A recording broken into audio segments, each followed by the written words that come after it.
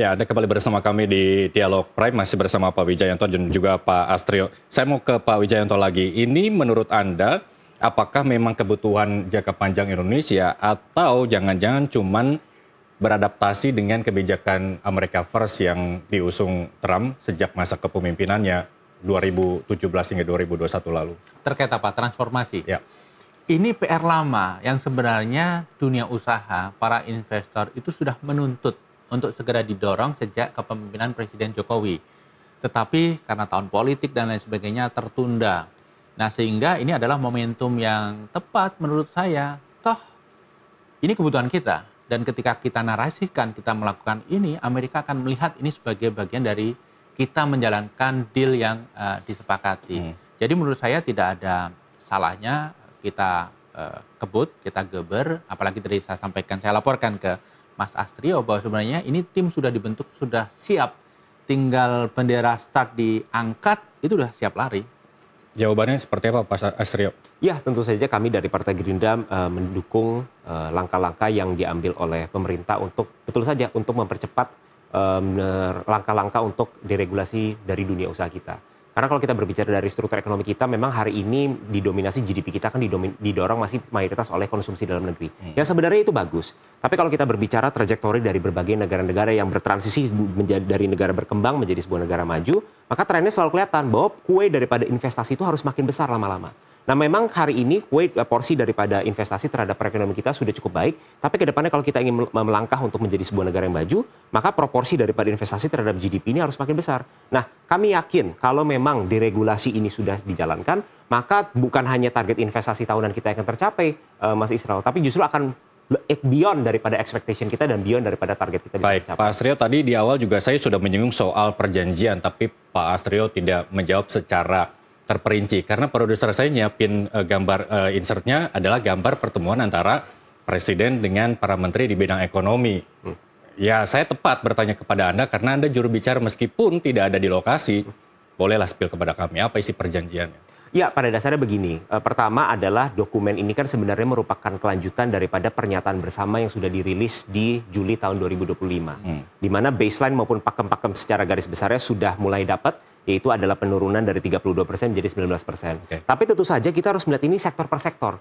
Sebagai contoh, pasti nanti daripada total komoditas-komoditas yang selama ini Indonesia impor dari negara selain Amerika Serikat, apa dampaknya jika pembelian ini dialihkan menjadi ke negara menjadi membeli ini ke Amerika Serikat.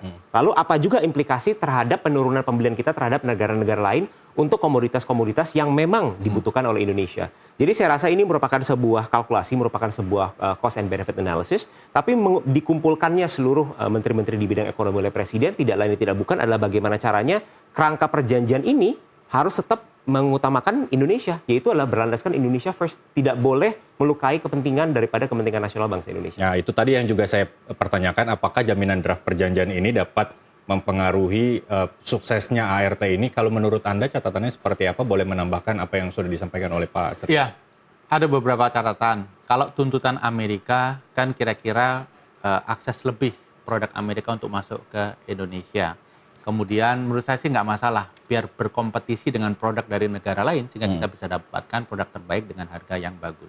Kemudian yang kedua, Amerika menuntut transformasi struktural tadi. Kemudian yang tidak kalah penting, salah satunya masalah TKDN dan mineral earth, rare mineral. Gitu ya. Nah, yang Amerika tuntut kita melakukan, membeli dari Amerika kan cukup besar sebenarnya. Import 34 billion US dollar, apakah itu energi, kemudian kapas, kemudian soybean dan lain sebagainya. Kemudian membeli pesawat dan seterusnya. Nah, dalam deal nanti, saya sangat berharap pemerintah kita jangan terkunci. Misalnya, membeli sebanyak itu dalam periode berapa tahun. Kita harus mencoba supaya ini bisa fleksibel. Syukur-syukur tidak ada deadline. Kemudian masalah harga, kita juga jangan mau dikunci. Membeli dengan harga sekian. Karena apapun itu seperti yang disampaikan oleh Mas Astrio, ya American First itu sah-sah saja, Indonesia First juga boleh dong. Dan tidak selamanya American First dan Indonesia First itu bertentangan. Kita dalam konteks tadi, kembali seperti apa yang saya sampaikan sebelumnya, deal dengan Amerika jangan sampai kita terkunci. Kita boleh membeli energi, soybean, kapas karena kita memang butuh, tapi juga timeline-nya harus diatur.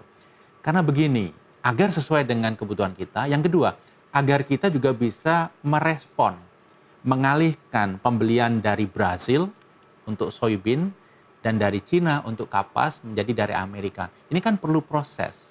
Kalau tidak, dua sahabat kita itu juga bisa marah kepada kita. Oke, baik Pak Astrio, ini ada dua agenda, bahas tarif dan juga KTT BOP seperti judul yang kita bicarakan pada Dialog Prime kali ini.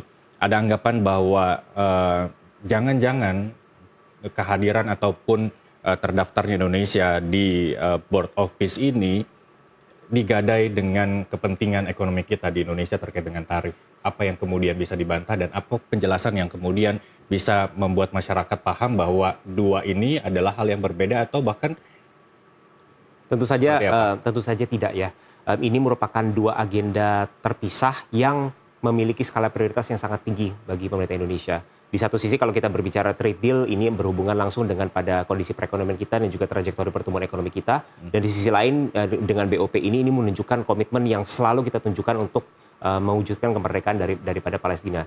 Jadi kalau anggapan ini akan menjadi semacam leverage untuk melemahkan posisi kita di satu untuk yang lainnya, saya rasa tidak. Dan perlu kita pahami skema daripada BOP ini sebenarnya adalah kalau kita berbandingkan dengan skema-skema yang sudah ada selama ini, boleh dibilang skema dari Board of Peace ini merupakan skema yang paling realistis dan paling pragmatis untuk dalam mewujudkan bukan hanya perdamaian di Gaza dan juga di tepi barat, tapi juga dimulainya the rebuilding daripada Gaza yang memang sudah porak-poranda. Kalau kita berbicara perjanjian terakhir yang sudah disepakati, yang paling dekat dengan two-state solution itu kita berbicara sudah mungkin lebih dari 30 tahun yang lalu. Di tahun 90-an kalau kita ingat ada Oslo Accords namanya pada saat itu yang menyetujui kerangka two-state solution yang tidak pernah terrealisasi.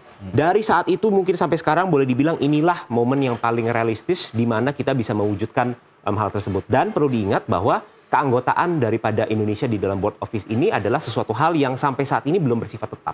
Jadi Indonesia ketika merasa bahwa posisinya untuk mendukung kemerdekaan Palestina melalui two-state solution itu tidak bisa disalurkan, maka Indonesia bisa memiliki kebebasan untuk tidak berpartisipasi. Kemudian apa implikasi yang dikhawatirkan ketika Indonesia tidak sejalan dengan BOP lagi?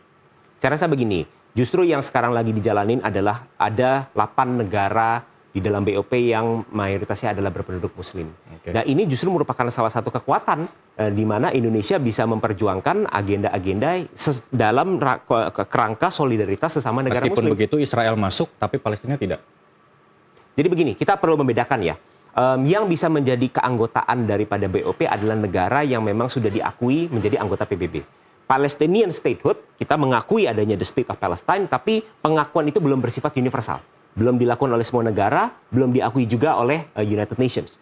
Jadi itulah alasan teknis kenapa the State of Palestine tidak menjadi anggota daripada Board of Peace. Tapi kita harus ingat bahwa di dalam Board of Peace itu Board of Peace ini sudah membentuk yang namanya Komite Nasional. Dan di dalam Komite Nasional Pembangunan daripada Gaza, isinya merupakan tokoh-tokoh daripada Palestina semuanya di dalam situ.